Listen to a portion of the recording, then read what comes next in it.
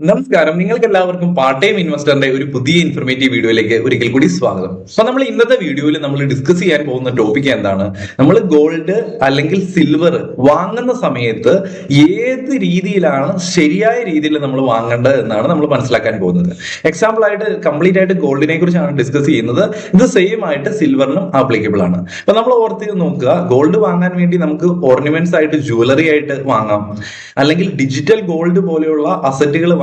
നമുക്ക് ഫോൺ പേ അല്ലെങ്കിൽ ഗൂഗിൾ പേ വഴി, അല്ലെങ്കിൽ മ്യൂച്വൽ ഫണ്ടുകൾ വാങ്ങാൻ സാധിക്കും, അല്ലെങ്കിൽ ETF വാങ്ങാൻ സാധിക്കും, അല്ലെങ്കിൽ നമുക്ക് ഗോൾഡ് എന്നുള്ള രീതിയിൽ നമുക്ക് സോവർജിൻ ഗോൾഡ് ബോണ്ടുകൾ വാങ്ങാൻ സാധിക്കും. അപ്പൊ നമുക്ക് ഏറ്റവും അനുയോജ്യമായത് ഏതാണ് എന്നാണ് നമ്മൾ പ്രാക്ടിക്കലായിട്ട് ഈ വീഡിയോയിൽ കണ്ട് മനസ്സിലാക്കാൻ പോകുന്നത്.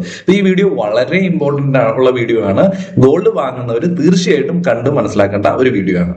ഓക്കെ, ഇപ്പൊ നമ്മുടെ ഒന്നാമത്തെ ഇൻവെസ്റ്റ്മെന്റ് മെത്തേഡ് എന്താണ്? നമ്മൾ സാധാരണയായിട്ട് ജുവലറീസ് വാങ്ങുന്നുണ്ട്, ഫിസിക്കൽ ഗോൾഡ് അല്ലെങ്കിൽ സിൽവർ, രണ്ടും. അപ്പം ഗോൾഡിനെ കുറിച്ചാണ് ഡിസ്കസ് ചെയ്യുന്നത് കംപ്ലീറ്റ് ആയിട്ട്. സിൽവർ ഇതുപോലെ തന്നെയാണ്. ഓക്കെ, അപ്പൊ നമ്മൾ ഫിസിക്കൽ ഗോൾഡ് വാങ്ങുന്ന സമയത്ത് നമുക്ക് ഹൈ മേക്കിംഗ് ചാർജസ് ആണ് വരുന്നത്.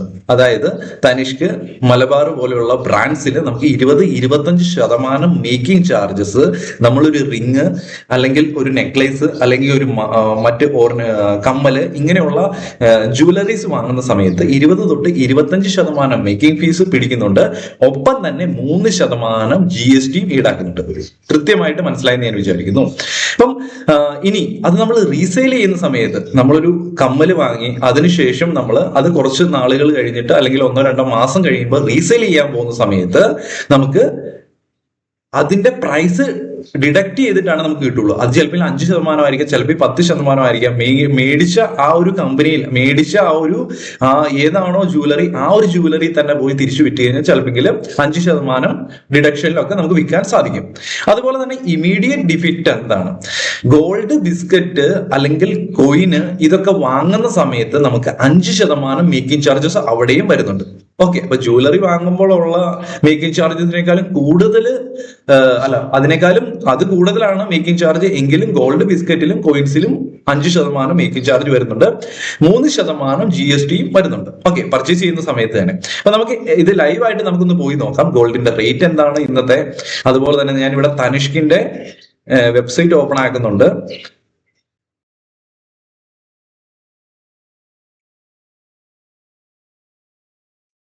ഞാനിവിടെ തനിഷ്കിന്റെ വെബ്സൈറ്റ് ഓപ്പൺ ആക്കിയിട്ടുണ്ട്. അപ്പം ആദ്യം തന്നെ നമുക്ക് ഇപ്പൊ കറന്റ് 22 ക്യാരറ്റ് ഗോൾഡിന്റെ 1 ഗ്രാം ഗോൾഡിന്റെ റേറ്റ് എന്ന് മനസ്സിലാക്കി വെക്കുക. 14,365 രൂപയാണ് ഇപ്പൊ കറന്റ്ലി ലൈവ് പ്രൈസ് കാണുന്നത് 3-ാം തീയതി. ഓക്കെ, ഇനി നമ്മൾ 24 ക്യാരറ്റിന്റെ നമുക്കൊന്ന് നോക്കാം. 24 ക്യാരറ്റിന്റെ നമുക്ക് 15,671, ഏകദേശം 1,300 രൂപ കൂടുതലാണ് 24 ക്യാരറ്റ് ഗോൾഡിന്റെ പ്രൈസ് വരുന്നത്. അപ്പൊ കൃത്യമായിട്ട് മനസ്സിലായി ഞാൻ വിചാരിക്കുന്നു. അപ്പൊ നമുക്ക് ഗോൾഡിന്റെ പ്രൈസ് ഒക്കെ ചെക്ക് ചെയ്യണമെങ്കിൽ ഇവിടെ വന്ന് ചെക്ക് ചെയ്യാം. ഇനി നമ്മൾ മനസ്സിലാക്കേണ്ടത്, നമ്മളൊരു ജുവലറി വാങ്ങാൻ പോവുകയാണ്. അപ്പം അതിന് എങ്ങനെയാണ് അതിന്റെ മേക്കിംഗ് ചാർജസും ഒക്കെ വരുന്നത് നമ്മൾ മനസ്സിലാക്കേണ്ടതായിട്ടുണ്ട്. അപ്പൊ ഞാനിവിടെ ഗോൾഡ് എടുത്തു, ഗോൾഡ് എന്നുള്ള സെഗ്മെന്റ് എടുത്തു.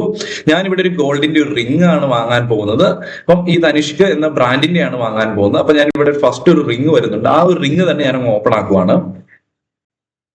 അപ്പൊ ആ ഒരു റിംഗ് ഓപ്പൺ ആക്കി അത് 22 ക്യാരറ്റിന്റെ classic yellow gold leaf patterned finger ring എന്നാണ് അതിന്റെ പേര്. അപ്പൊ ആ ഒരു 71,431 രൂപയാണ് ഈ ഒരു റിംഗ് വാങ്ങാൻ വേണ്ടി നമുക്ക് ആവശ്യമുള്ളത്. അപ്പൊ അതിന്റെ ബ്രേക്ക് ഡൗൺസ് ഒന്ന് നോക്കാം.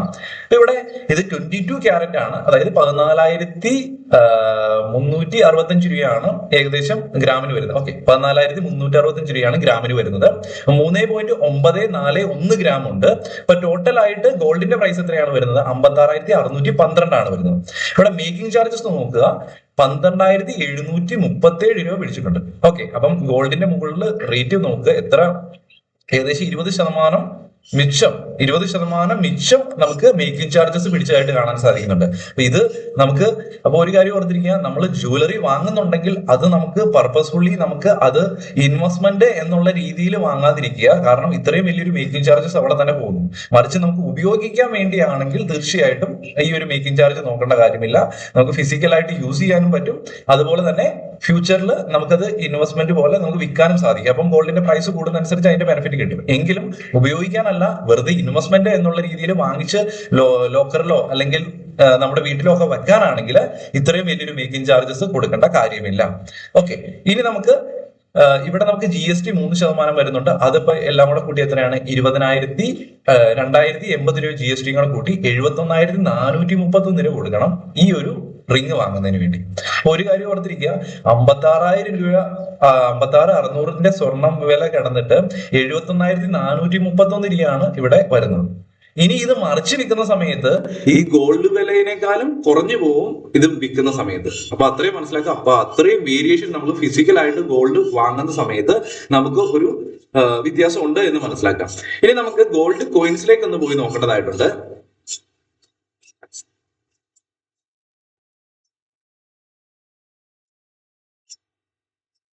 ഗോൾഡ് കോയിൻ, അപ്പം ഇത് ജുവലറി ആണ് ഞാൻ പറഞ്ഞത്. ഇനി ഒരു കോയിനിലേക്ക് പോകാം. അപ്പൊ ഇവിടെ തന്നെ നമുക്ക് കോയിൻ കാണാം. 99.99 പ്യൂരിറ്റി പറയുന്നുണ്ട്. അപ്പം 24 ക്യാരറ്റ് പ്യുവർ ഗോൾഡ് ആണ് എന്നാണ് പറയുന്നത്. അപ്പം ഈ ഒരു ഗോൾഡ്,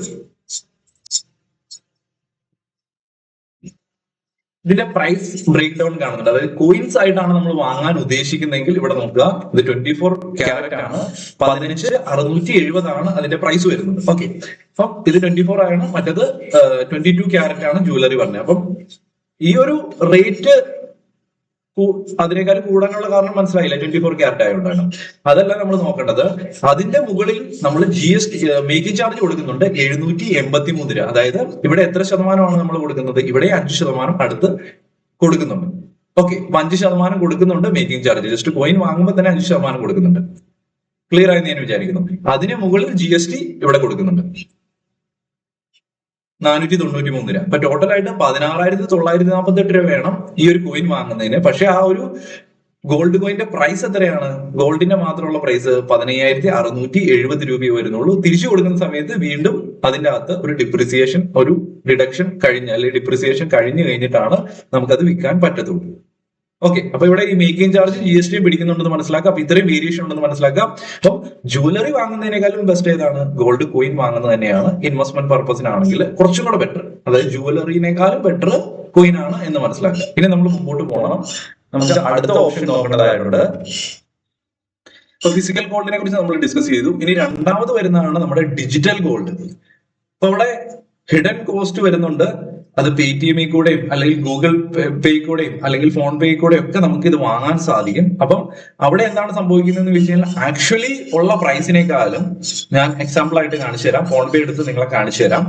അപ്പൊ ഒന്ന്, ഇവിടെ അവിടെ ഒറിജിനൽ ആയിട്ട് മാർക്കറ്റിൽ ഏതാണോ പ്രൈസ് നിൽക്കുന്നത് അതിനേക്കാളും കൂടിയ പ്രൈസിലായിരിക്കും നമുക്ക് അതേ ഗോൾഡ് വാങ്ങാൻ സാധിക്കുന്നത്. ഒന്ന്, അപ്പൊ പ്രൈസിൽ ഉണ്ടാകുന്ന ഒരു മാറ്റം, അതായത് പ്രൈസ് കറക്റ്റ് ആയിട്ടാണ് വരുന്നെങ്കിൽ കുഴപ്പമില്ല, അത് മാറ്റം വരില്ലായിരുന്നു. പക്ഷെ ആ പ്രൈസിൽ ഉണ്ടാകുന്ന മാറ്റം വരുന്നുണ്ട്.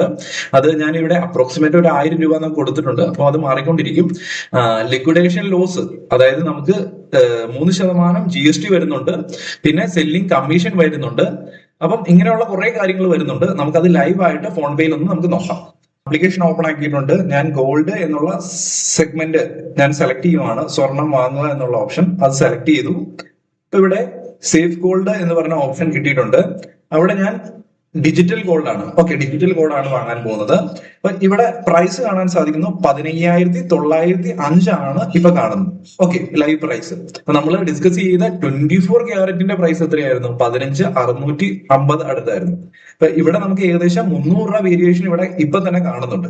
ഓക്കെ, അപ്പം 24 ക്യാരറ്റ് ആണെങ്കിൽ, അപ്പൊ ഇത് 24 ക്യാരറ്റിനേക്കാളും കൂടിയ പ്രൈസിലാണ് ഇവിടെ നമുക്ക് കിട്ടുന്നത് എന്ന് മനസ്സിലാക്കുക. ഇനി ഞാൻ എക്സാമ്പിൾ ആയിട്ട് ഞാൻ 100 രൂപയ്ക്ക് ഞാൻ ഗോൾഡ് വാങ്ങാൻ പോവുകയാണ്. അപ്പൊ ഞാനിവിടെ പ്രൊസീഡ് എന്ന് പറഞ്ഞ് കൊടുക്കുകയാണ്. അപ്പം ഞാൻ 100 രൂപ ഇൻവെസ്റ്റ് ചെയ്യുന്ന സമയത്ത് 24 ഓക്കെ, ഇവിടെ നമുക്ക് സേഫ് ഗോൾഡ് 24 ക്യാരറ്റ് ഗോൾഡ് എന്ന് പറയുന്നുണ്ട്. അപ്പൊ നമുക്ക് നമ്മുടെ ലൈവ് ആയിട്ട് മാർക്കറ്റിലുള്ള പ്രൈസിനേക്കാളും കൂടിയ പ്രൈസ് ആണ് ഇനിഷ്യലി തന്നെ ഇവർ ഇടുന്നത്. അവിടെ 300 രൂപ 400 രൂപ ഇവിടെ വേരിയേഷൻ വരുന്നുണ്ട് ഓൾറെഡി പർച്ചേസ് ചെയ്യുന്ന സമയത്ത്. അതിനൊപ്പം തന്നെ 100 രൂപ ഇൻവെസ്റ്റ് ചെയ്യുന്ന സമയത്ത് 97 രൂപയാണ് നമ്മുടെ ടോട്ടൽ പ്രൈസിലേക്ക് വരുന്നത്. ബാക്കി 3 രൂപ GST ആയിട്ട് പിടിക്കുന്നുണ്ട്. ഓക്കെ, 3%. GST പിടിച്ചു. അതിനൊപ്പം തന്നെ നമുക്ക് 100 രൂപയ്ക്ക് ബൈ ചെയ്യുമ്പോൾ 97 രൂപയ്ക്കാണ് നമുക്ക് പർച്ചേസ് ആകുന്നത്. അപ്പം ഗോൾഡിന്റെ ഇനിഷ്യൽ റേറ്റിൽ ലൈവ് പ്രൈസിൽ ഉണ്ടാകുന്ന വേരിയേഷനും ഇവിടെ ഉണ്ട്. ഞാൻ പ്രൊസീഡ് ടു ബൈ കൊടുക്കുകയാണ്.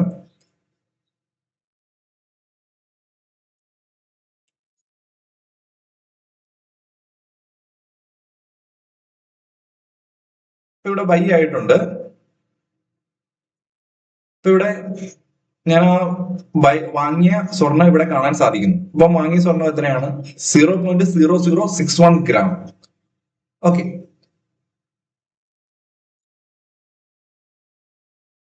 ഞാനിവിടെ ഇപ്പൊ തന്നെ അതിനെ വിൽക്കാൻ പോവുകയാണ്. Cell gold. ഇപ്പൊ എന്റെ കയ്യില് വിൽക്കാൻ പോകുന്ന സമയത്ത്, അതായത് വാങ്ങിയിട്ട് വിൽക്കുന്ന സമയത്ത് 93 രൂപ 81 പൈസയിൽ പോയി പറ്റി കഴിയും. ഇപ്പൊ ഞാൻ എന്റെ കയ്യിലുള്ള കംപ്ലീറ്റ് ഗോൾഡ് വിൽക്കാൻ പോവുകയാണ്. 93 93.9 ഇട്ട് കഴിഞ്ഞാൽ പോലും നമുക്ക് സെല് ചെയ്യാൻ പറ്റത്തില്ല. 93.81 ലാസ്റ്റ് കിട്ടുന്ന പ്രൈസ്. ഓക്കെ, ഞാൻ സെല് ചെയ്യുവാണ്. കൺഫേം കൊടുത്തു.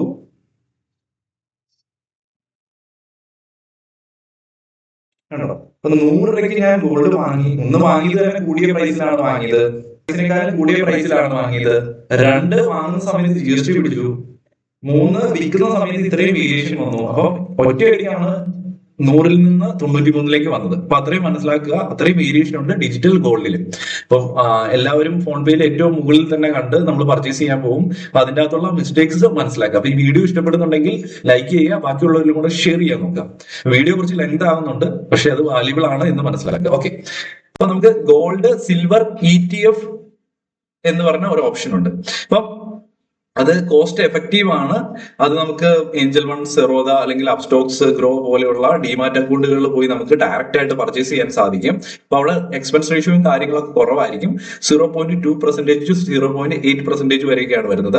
അപ്പം no upfront GST loss, GST adjusted with net asset value, immediate upfront loss on your capital. Immediate ആയിട്ട് GSTയും കാര്യങ്ങളൊന്നും അപ്ഫ്രണ്ട് ആയിട്ട് പിടിക്കുന്നില്ല.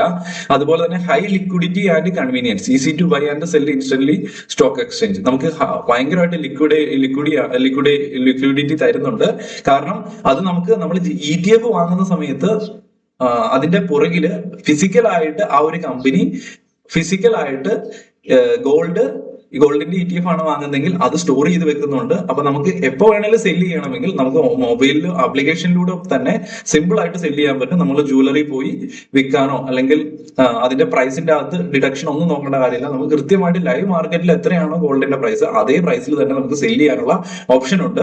അതുമല്ല ഒരുപാട് വലിയ കമ്പനി നിപ്പോൺ പോലെയുള്ള അല്ലെങ്കിൽ വലിയ വലിയ ഗോൾഡ്, SBI ഗോൾഡ്, HDFC, ഇതിന്റെ അകത്തൊക്കെ ഒരുപാട് വോളിയം ഉള്ളതുകൊണ്ട് തന്നെ നമുക്ക് യാതൊരു രീതിയിലും നമുക്ക് ആ പ്രൈസ് ഏതാണോ കറക്റ്റ് പ്രൈസ് ആ ഒരു പ്രൈസിൽ തന്നെ നമുക്ക് കൃത്യമായിട്ട് സെല് ചെയ്യാൻ പറ്റും. ഒരിക്കലും അവിടെ വലിയ ഗ്യാപ്സ് വരുന്നില്ല. ഓക്കെ, അത് മനസ്സിലാക്കാം. അപ്പൊ നമുക്ക് ഡയറക്റ്റ് ആയിട്ട് നമുക്കൊന്ന് പോയി നോക്കാം അതെങ്ങനെയാണ് അതിന്റെ കാര്യങ്ങൾ എന്ന് നമുക്കൊന്ന് ലൈവായിട്ട് നോക്കാം. അപ്പൊ ഞാനിവിടെ ടിക്കർ ടേപ്പ് എന്ന് പറഞ്ഞ പ്ലാറ്റ്ഫോം ഓപ്പൺ ആക്കിയിട്ടുണ്ട്. അത് ജസ്റ്റ് ഒന്ന് കാണിച്ചു തരുന്നതിന് വേണ്ടിയാണ് അതിന്റെ എക്സ്പെൻസ് റേഷ്യോയിലുള്ള വേരിയേഷൻ. അപ്പൊ ഞാനിവിടെ SBI ഗോൾഡ് ETF എന്ന് പറഞ്ഞ ഓപ്ഷൻ ക്ലിക്ക് ചെയ്തു. അപ്പൊ ഇവിടെ നമുക്ക് ETF ഓപ്പൺ ആക്കിയിട്ടുണ്ട്. ഇവിടെ നമുക്ക് കാണാൻ സാധിക്കുന്നു ഹൈ ലിക്വിഡിറ്റി. ഇവിടെ നമുക്ക് കൃത്യമായിട്ട് വളരെ വലിയൊരു AUM ഇവിടെ കാണാൻ സാധിക്കുന്നുണ്ട്. അതുപോലെ തന്നെ ഇവിടുത്തെ എക്സ്പെൻസ് റേഷ്യോ എത്രയാണ്? 0.65% ആണ് ഇയർലി എക്സ്പെൻസ് റേഷ്യോ. ഒരു ദിവസത്തെ അല്ല, ഒരു വർഷത്തെ എക്സ്പെൻസ് റേഷ്യോ ആണ് 0.65. ഇൻ കേസ് നമ്മൾ 6 മാസമാണ് നമ്മൾ ഈ ഒരു ഫണ്ട് ഹോൾഡ് ചെയ്യുന്നതെങ്കിൽ ഇതിന്റെ പകുതി എക്സ്പെൻസ് റേഷ്യോ ആണ് നമ്മൾ കൊടുക്കേണ്ടത്. അപ്പൊ ഇതാണ് ഇതിന്റെ എക്സ്പെൻസ് റേഷ്യോ വരുന്നത്. അപ്പൊ ഞാൻ ഡിസ്കസ് ചെയ്തു ആ PDF 0.2 to 0.8 വരെയാണ് പൊതുവെ എക്സ്പെൻസ് റേഷ്യോ വരുന്നത്. അപ്പൊ നമുക്ക് ഏത് ഡിമാറ്റ് അക്കൗണ്ട് ഉപയോഗിച്ചിട്ടാണെങ്കിലും ഗോൾഡ് ETF സെർച്ച് ചെയ്തെടുക്കാം. അതിനുശേഷം നമുക്ക് ബൈ ചെയ്യാൻ സാധിക്കുന്നതായിരിക്കും. അപ്പൊ ഏത് ഡിമാറ്റ് അക്കൗണ്ട് വേണമെങ്കിലും നമുക്ക് യൂസ് ചെയ്യാൻ സാധിക്കുന്നതായിരിക്കും. അപ്പൊ നമുക്ക് ഹൈ ലിക്വിഡിറ്റി നമുക്ക് അവിടെ കിട്ടും. വലിയ കമ്പനികളിലെയാണ് നമ്മൾ സെലക്ട് ചെയ്യുന്നതെങ്കിൽ അതുപോലെ തന്നെ നമുക്ക് എപ്പോൾ വേണമെങ്കിലും സെല് ചെയ്യാനുള്ള ഓപ്ഷനും ഉണ്ട്. അപ്പൊ ഇത് നല്ലൊരു ചോയ്സ് ആണ് നമ്മളെ എല്ലാവരെയും സംബന്ധിച്ചിടത്തോളം. അതിനുശേഷം വരുന്നത് gold and silver mutual fund. അപ്പൊ അവിടെ നോട്ട് റെക്കമെൻഡഡ് എന്ന് കിടക്കുന്നുണ്ട്. എന്തുകൊണ്ടാണ് നോട്ട് റെക്കമെൻഡഡ്? അവിടെ ഒരു ഡബിൾ ചാർജസ് വരുന്നുണ്ട്. ഫണ്ട് ഓഫ് ഫണ്ട് എന്ന് പറഞ്ഞ കാറ്റഗറി. ഓൾറെഡി മ്യൂച്വൽ ഫണ്ടിന്റെ ഒരു എക്സ്പെൻസ് റേഷ്യോ ഉണ്ടാവും, അതുപോലെ തന്നെ ETF-ന്റെ ഒരു എക്സ്പെൻസ് റേഷ്യോ ഉണ്ടാവും. അപ്പൊ അത് നമുക്ക് കൃത്യമായിട്ടൊന്ന് എക്സാമ്പിൾ ആയിട്ട് കണ്ടു കഴിഞ്ഞ് കഴിഞ്ഞാൽ മാത്രമേ മനസ്സിലാവുള്ളൂ. പ്രാക്ടിക്കലായിട്ട് നമുക്ക് പോയി ഒന്ന് ചെക്ക് ചെയ്യാം. അപ്പം ഇതിന്റെ മെയിൻ ആയിട്ടുള്ള ഒരു അഡ്വാൻറ്റേജ് എന്ന് പറഞ്ഞു കഴിഞ്ഞിട്ടുണ്ടെങ്കിൽ നമ്മൾ മ്യൂച്വൽ ഫണ്ട് ഗോൾഡ് മ്യൂച്വൽ ഫണ്ടിൽ ഇൻവെസ്റ്റ് ചെയ്യുന്നത് എപ്പോഴാണെന്ന് ചോദിച്ചു കഴിഞ്ഞാൽ നമുക്ക് കൃത്യമായിട്ട് SIPs പ്ലാൻ ചെയ്യുന്നവരാണെങ്കിൽ തീർച്ചയായിട്ടും ഗോൾഡ് മ്യൂച്വൽ ഫണ്ട് എപ്പോഴും ഗുണം ചെയ്യും. ബാക്കി അതല്ല, നമ്മൾ ലംസമായിട്ട് ഇടയ്ക്കിടയ്ക്ക് എമൗണ്ട് ഇടുന്നവരാണെങ്കിൽ അവർക്ക് എപ്പോഴും നല്ലത് ETF-കളാണ് മ്യൂച്വൽ ഫണ്ടിനെ കമ്പാരിസൺ നടത്തുന്ന സമയത്ത്. കാരണം എന്താണെന്ന് ചോദിച്ചു കഴിഞ്ഞാൽ ഇത് മ്യൂച്വൽ ഫണ്ടുകൾ എപ്പോഴും ഫണ്ട് ഓഫ് ഫണ്ട് ആയിട്ടാണ് ഈ ഒരു ഫണ്ട് വരുന്നത്. അപ്പൊ നമുക്ക് ചെക്ക് ചെയ്യാം. നമുക്ക് ഇവിടെ ഗോൾഡ് SBI ഗോൾഡ് ETF-ന്റെ എക്സ്പെൻസ് റേഷ്യോ 0.65% ആണ് വരുന്നത്. അപ്പൊ ഞാനിവിടെ SBI ഗോൾഡ് മ്യൂച്വൽ ഫണ്ട് നമുക്കൊന്ന് എടുക്കാം. SBI gold mutual fund. ഇവിടെ SBI ഗോൾഡ് മ്യൂച്വൽ ഫണ്ട് എന്ന് പറഞ്ഞു കഴിഞ്ഞാൽ ഓൾറെഡി SBI ഗോൾഡ് മ്യൂച്വൽ ഫണ്ടിന് ഒരു ഫണ്ട് മാനേജർ ഉണ്ടായിരിക്കും. ആ ഒരു ഫണ്ട് മാനേജർ ഇൻവെസ്റ്റ് ചെയ്യുന്ന എവിടെയാണ്? ആ ഫണ്ട് മാനേജർ ഇൻവെസ്റ്റ് ചെയ്യുന്നത് ETF-ന്റെ അകത്താണ് ഇൻവെസ്റ്റ് ചെയ്യുന്നത്. ഇത് കണ്ടോ, SBI-യുടെ നമ്മൾ ആദ്യമേ പറഞ്ഞ ആ ഒരു ETF-ലാണ് ആ ഒരു ഫണ്ട് മാനേജർ ഇൻവെസ്റ്റ് ചെയ്യുന്നത്. അപ്പൊ അവിടെ എന്താണ് സംഭവിക്കുന്നത്? ഓൾറെഡി ഈ ഒരു SBI ETF ഗോൾഡിന്റെ എക്സ്പെൻസ് റേഷ്യോ ഉണ്ട്, അതിന് പുറമെ ഇവിടെ മ്യൂച്വൽ ഫണ്ടിന്റെ ഒരു എക്സ്പെൻസ് റേഷ്യോ ഉണ്ട്. ഇത് കണ്ടോ, ഇവിടെ മ്യൂച്വൽ ഫണ്ടിന് ഒരു എക്സ്പെൻസ് റേഷ്യോ ഉണ്ട്. അപ്പൊ അവിടെ ഡബിൾ ആയിട്ട് എക്സ്പെൻസ് റേഷ്യോ വരും. അപ്പം എക്സ്പെൻസ് റേഷ്യോ കൂടുതൽ വരാനാണ് എപ്പോഴും ചാൻസ്. കാരണം ഈ ഒരു 0.25% എന്ന് പറഞ്ഞു കഴിഞ്ഞാൽ ഈ SBI ഗോൾഡ് മ്യൂച്വൽ ഫണ്ടിന്റെ ഫണ്ട് മാനേജറിന് അതിനെ ഗോൾഡ് ETF-കൾ ആഡ് ചെയ്യാനുള്ള ആ ഒരു എക്സ്പെൻസ് റേഷ്യോ ആണ് ഈടാക്കുന്നത്. അതിന്റെ അകത്ത് ETF-ന്റെ എക്സ്പെൻസ് റേഷ്യോ വരും. അപ്പൊ അങ്ങനെ വരുന്ന സമയത്ത് മ്യൂച്വൽ ഫണ്ടിന് കൂടുതൽ എക്സ്പെൻസ് റേഷ്യോ വരും. ഓക്കെ, അതാണ് ഇതിന്റെ ആ ഒരു ഓവറോൾ ഐഡിയ വരുന്നത്. ഓക്കെ, അപ്പം മ്യൂച്വൽ ഫണ്ടിനെ കമ്പയർ ചെയ്യുന്ന സമയത്ത് പക്ഷേ SIP എന്ന് പറഞ്ഞ ഒരു ഓപ്ഷൻ നമുക്ക് മ്യൂച്വൽ ഫണ്ടിൽ കിട്ടും. അതെപ്പോഴും നമുക്ക് യൂട്ടിലൈസ് ചെയ്യാൻ സാധിക്കുന്നതായിരിക്കും. ഓക്കെ, ഇനി നമുക്ക് സോവർജിൻ ഗോൾഡ് ബോണ്ട് എന്ന് പറഞ്ഞ ഒരു ഓപ്ഷൻ ഉണ്ടായിരുന്നു. അത് RBI ആണ് ഇഷ്യൂ ചെയ്യുന്നത്. 2.5% ആനുവൽ ഇൻട്രസ്റ്റ് നമുക്ക് പേ ഔട്ട് ചെയ്യുന്ന ഒരു ഓപ്ഷനാണ്. അത് 8 വർഷത്തെ ലോക്ക് ഇൻ പീരീഡ് ഉണ്ട്. അപ്പം അതിന് മാക്സിമം ടാക്സ് ബെനിഫിറ്റ്സും കിട്ടുന്നുണ്ടായിരുന്നു. പക്ഷെ അത് സ്റ്റാറ്റസ് കറന്റ്ലി അത് ഡിസ്കണ്ടിന്യൂഡ് ആണ്. കറന്റ്ലി RBI ഇഷ്യൂ ചെയ്യുന്നില്ല. അപ്പൊ അത് ഇഷ്യൂ ചെയ്യുന്ന സമയത്ത് അതിനെക്കുറിച്ച് ചിന്തിക്കാൻ സാധിക്കുന്നതായിരിക്കും. അപ്പൊ കറന്റ്ലി ഇഷ്യൂ ചെയ്യുന്നില്ല.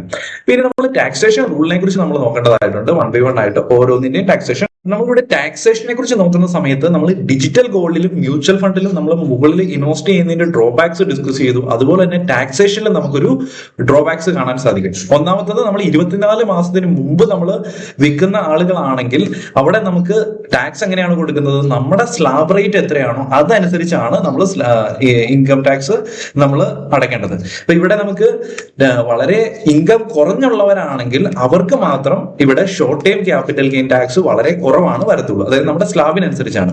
ഇൻ കേസ് നമ്മുടെ സ്ലാബ് 30%, 20% അതിനൊക്കെ മുകളിലാണെങ്കിൽ അവിടെ വലിയൊരു ടാക്സ് ഷോർട്ട് ടൈമിൽ കൊടുക്കേണ്ടി വരും. അതുപോലെ തന്നെ ലോങ് ടൈമിലാണെങ്കിൽ നമ്മൾ 24 മാസത്തിൽ കൂടുതൽ നമ്മൾ ഇൻവെസ്റ്റ് ചെയ്തു, അപ്പൊ നമുക്ക് 12.5% ലോങ് ടൈം ക്യാപിറ്റൽ ഗെയിൻ കൊടുക്കണം. അവിടെ നമുക്ക് യാതൊരു രീതിയിലുള്ള ടാക്സ് ബെനിഫിറ്റ് ഇല്ല. 1.25 lakh long time capital gain അതിനുള്ളിലാണ് വരുന്നതെങ്കിലും അത് കൊടുത്തേ പറ്റുള്ളൂ. എത്ര രൂപ കിട്ടുന്നോ അതിന് മുകളിൽ 12.5% 24 മാസം കഴിഞ്ഞാൽ കൊടുക്കണം. ഓക്കെ, അതേ സമയത്ത് നമ്മൾ ഗോൾഡ് ETF-കളിലാണ് നമ്മൾ എൻട്രി എടുക്കുന്നതെങ്കിൽ, അല്ലെങ്കിൽ സ്റ്റോക്സിൽ ജസ്റ്റ് എൻട്രി ചെയ്തോളൂ. അപ്പൊ അവിടെ short time capital gain tax എത്രയാണ്? നമുക്ക് 20% കൊടുക്കണം. അത് ഈ ഗോൾഡ് ETF ഒരു സ്റ്റോക്സ് പോലെയാണ് ട്രേഡ് ചെയ്തുകൊണ്ടിരിക്കുന്നത്. അതുകൊണ്ടാണ് അതിന്റെ ടാക്സും അതുപോലെ സ്റ്റോക്കിന്റെ ടാക്സ് എങ്ങനെയാണോ അതുപോലെ തന്നെയാണ് 20%-നാണ് short time capital gain tax കൊടുക്കേണ്ടത്. ഒരു വർഷത്തിനുള്ളിൽ എത്രയാണോ പ്രോഫിറ്റ് കിട്ടുന്നത് അതിന് മുകളിൽ. അതേസമയത്ത് ലോങ് ടൈം ക്യാപിറ്റൽ ഗെയിൻ എത്രയാണ് വരുന്നത്? ഇവിടെയാണ് ഏറ്റവും ബ്യൂട്ടിഫുൾ ആയിട്ടുള്ള ഒരു സ്ട്രക്ചർ വരുന്നത്. 12.5% കൊടുക്കണം long time capital gain tax. But investors benefit from tax rebate on profit 1.25 lakh. Clear ആയി ഞാൻ വിചാരിക്കുന്നു. അപ്പം 1.25 ലക്ഷത്തിൽ കൂടുതൽ ഒരു വർഷം കഴിയുമ്പോഴത്തേനും പ്രോഫിറ്റ് വന്നു കഴിഞ്ഞാൽ മാത്രമേ, വിൽക്കുന്ന സമയത്ത് പ്രോഫിറ്റിൽ ക്യാപിറ്റൽ ഗെയിൻ ഉണ്ടായി കഴിഞ്ഞ് കഴിഞ്ഞാൽ അതിന് മുകളിൽ 1.25 മുകളിൽ എത്രയാണോ പ്രോഫിറ്റ് കിട്ടുന്നത് അതിന് മുകളിൽ 12.5% കൊടുത്താൽ മതി. അപ്പൊ ആ ഒരു ടാക്സിന്റെ ബെനിഫിറ്റ് നമുക്ക് ഗോൾഡ് ETF-ൽ കിട്ടും. അപ്പൊ ഈ വീഡിയോ കൃത്യമായിട്ട് മനസ്സിലായി ഞാൻ വിചാരിക്കുന്നു. അപ്പൊ ഒന്ന് സമ്മറൈസ് ചെയ്ത് ഞാൻ ഒന്നും കൂടെ പറയാം. ഇപ്പൊ ഗോൾഡിലാണെങ്കിലും സിൽവറിലാണെങ്കിലും സെയിം ആയിട്ടാണ് ഈ കാര്യങ്ങൾ വരുന്നത്. ഇവിടെ ഫിസിക്കൽ ഗോൾഡ്, അത് ഗോൾഡ് കോയിൻസ് ആണെങ്കിലും അത് ജുവലറീസ് ആണെങ്കിലും വലിയൊരു ഹൈ മേക്കിംഗ് ചാർജ് വരുന്നുണ്ട്. 3% GST നമ്മൾ ബൈ ചെയ്യുന്ന സമയത്ത് തന്നെ പോകുന്നുണ്ട്. വിൽക്കാൻ പോകുന്ന സമയത്ത് അവിടെ ഒരു പ്രൈസ് ഡിഡക്ഷൻ വരും. ഓക്കെ, ഡിജിറ്റൽ ഗോൾഡിലേക്ക് പോകുന്ന സമയത്ത് ഞാൻ എക്സാമ്പിൾ ആയിട്ട് മൊബൈലിൽ കാണിച്ചു കൊടുത്തു. ഫോൺ പേ ഉപയോഗിച്ച് നമുക്ക് പ്രൈസ് ഒരു ഡിഫറൻസ് വരുന്നുണ്ട്. അതുപോലെ തന്നെ നമ്മൾ വാങ്ങുന്ന സമയത്ത് തന്നെ ഒരു പ്രൈസ് കൂടുതൽ പ്രൈസിൽ തന്നെ നമ്മളെ കൊണ്ട് വാങ്ങിപ്പിക്കുന്നു ഗ്രാമില്. അതിനുശേഷം നമുക്ക് 3% GST, വിൽക്കുന്ന സമയത്ത് 3% GST, ആ പ്രൈസ് ലിക്വിഡേഷൻ പ്രൈസ്, അതെല്ലാം കൂടെ കൂടി നമുക്ക് ടോട്ടലായിട്ട് അവിടെയും വലിയൊരു വേരിയേഷൻ വരുന്നുണ്ട്. അതേസമയത്ത് മ്യൂച്വൽ ഫണ്ടിലേക്ക് പോകുന്ന സമയത്ത് അത് ഫണ്ട് ഓഫ് ഫണ്ട് ആണ്. ETF ന്റെ എക്സ്പെൻസ് റേഷ്യോ, അതിന് മുകളിൽ മ്യൂച്വൽ ഫണ്ട് മാനേജറിന്റെ എക്സ്പെൻസ് റേഷ്യോ, അവിടെ എക്സ്പെൻസ് റേഷ്യോ കൂടുതൽ വരാനാണ് ചാൻസ്. അതേ സമയത്ത് ETF-ല് എക്സ്പെൻസ് റേഷ്യോ കുറവാണ്. പൊതുവെ ബാക്കിയുള്ളതിനെ കമ്പാരിസൺ ചെയ്യുന്ന സമയത്ത് ഫിസിക്കൽ ഗോൾഡ് ഒരിടത്ത് സ്റ്റോർ ചെയ്യുന്നുണ്ട്. അപ്പൊ അവിടെ ടാക്സ് ബെനിഫിറ്റും കിട്ടുന്നുണ്ട്. ബാക്കി ടാക്സ് ബെനിഫിറ്റും ഇവിടെ കിട്ടുന്നുണ്ട് നമുക്ക്, long time capital gain tax ബെനിഫിറ്റും. ഇവിടെ SGBs ഇപ്പം ഇഷ്യൂ ചെയ്യുന്നില്ല. ഇഷ്യൂ ചെയ്യുന്ന സമയത്ത് അത് നിങ്ങൾക്ക് യൂട്ടിലൈസ് ചെയ്യാൻ സാധിക്കുന്നതായിരിക്കും. അപ്പം നിങ്ങൾക്ക് എന്തെങ്കിലും ഡൗട്ട്സ് ഉണ്ടെങ്കിൽ ഞാൻ ഇവിടെ സ്ക്രീനിൽ വാട്സ്ആപ്പ് നമ്പർ കൊടുത്തിട്ടുണ്ട്. ഇതിനകത്ത് കോൺടാക്ട് ചെയ്ത് നിങ്ങൾക്ക് മ്യൂച്വൽ ഫണ്ട് ഇൻവെസ്റ്റ്മെന്റുകളോ ബാക്കി എന്തെങ്കിലും കാര്യങ്ങൾ ഡൗട്ട് ഉണ്ടെങ്കിൽ തീർച്ചയായിട്ടും കോൺടാക്ട് ചെയ്ത് ചോദിക്കാൻ സാധിക്കും. വീഡിയോ ഇഷ്ടപ്പെട്ട് കഴിഞ്ഞാൽ ലൈക്ക് ചെയ്യുക, ബാക്കിയുള്ളവർ നമ്മൾ ഷെയർ ചെയ്യാൻ നോക്കുക. വീഡിയോ ലെങ്ത് ആയി, പക്ഷേ കംപ്ലീറ്റ് ആയിട്ട് വാല്യുബിൾ ആയിട്ടുള്ള വീഡിയോ ക്രിയേറ്റ് ചെയ്യാനാണ് നമ്മൾ നോക്കുന്നത്. Okay, thank you.